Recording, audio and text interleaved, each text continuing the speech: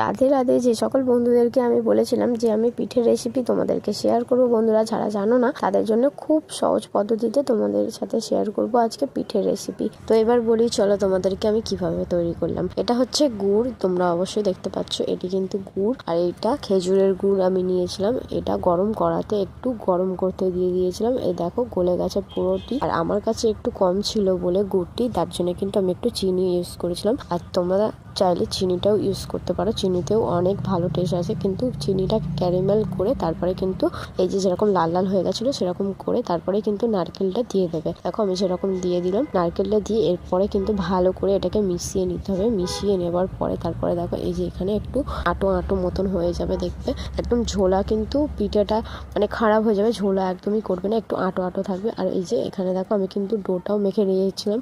আর চালের গুঁড়িটা কিভাবে মাখবে এবার তোমাদেরকে বলি। চালের গুঁড়ির জন্য প্রথমে গরম জল করে নেবে, যেটুকু চালের গুঁড়ি আছে সেটুকু অনুযায়ী তোমরা জলটা গরম করবে আর জলটাকে পুরো ফুটিয়ে নেবে। ফোটানোর পরে তারপরে চালের গুঁড়িটা দিয়ে দেবে, দেখবে আপনি এরকম মাখো মাখো টাইপের হয়ে যাবে, কিন্তু অনেকটা নরম থাকবে। নরম থাকলে কিন্তু অনেকক্ষণ বাদ ঠান্ডা হয়ে গেলে শক্ত হয়ে যাবে বন্ধুরা। আর এখানে দেখো আমি কিন্তু নাড়ু তৈরি করে নিচ্ছিলাম, কারণ আমার নারকেলের এটা একটু বেশি হয়ে গেছিলো, তার জন্য কিন্তু একটু নারকেলের নাড়ুও করে নিচ্ছিলাম। যেহেতু আমার গোপাল সোনার অনেক ফেভারিট নারকেল নাড়ু, তার জন্য কিন্তু একটু দুটো নারকেল নাড়ুও তৈরি করে নিয়েছিলাম। আর এই যে এখানে দেখো আমার কিন্তু সবকিছু রেডি হয়ে গেছে, তার জন্য কিন্তু এবার আমি গামলায় জল নিয়ে নিয়েছি অল্প করে। আর স্টিংগুলোও বসিয়ে দিলাম। এই যে এই স্টিংগুলো কিন্তু তেল মাখিয়ে নেবে ভালো করে, নয়তো কিন্তু পিঠেগুলো ধরে যাবে। আর ধরে গেলে জিনিসটা তুলতেও কষ্ট হবে, তখন কিন্তু পুরো জিনিসটাই নষ্ট হয়ে যাবে। তার জন্য কিন্তু তেলটা অবশ্যই মাখাবে, যে তেলই থাকুক সেই তেলই মাখিয়ে দেবে, কিংবা ঘি থাকলেও হবে। আর এরপরে চলো পিঠেগুলো দিয়ে দিই।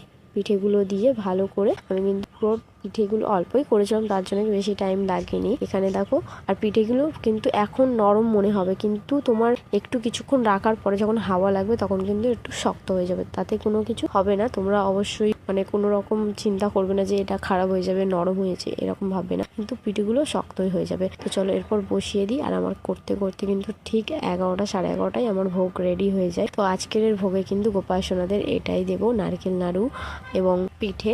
আর খিচুড়ি করে রেখেছিলাম, খিচুড়ির রেসিপিটা আর তোমাদেরকে দেখালাম না, খিচুড়ি তো অনেকেই পারো তার জন্য কিন্তু আর দেখালাম। আর এরপর চলো এটাকে কিন্তু ঢাকনা দিয়ে ভালো করে মুড়ে দিতে হবে, তার জন্য কিন্তু আমি একটা গামলি নিয়ে নিচ্ছি। এইগুলো কিন্তু একটু অসুবিধা হয়ে যাচ্ছিল, তার জন্য একটু ঠিকঠাক করে দিলাম সবকিছু ঠিক করে। দেখো আমার যা স্টিং গুলো ছিল তাতেই কিন্তু সব পিঠেগুলোই আমার ধরে গেছিলো, তার জন্য কিন্তু আমার আর কোনো রকমের আলাদা করে করতে হয়নি, যে হাঁড়িতে করে অনেকেই দেয়, হাঁড়িতে করে আর দিতে লাগেনি।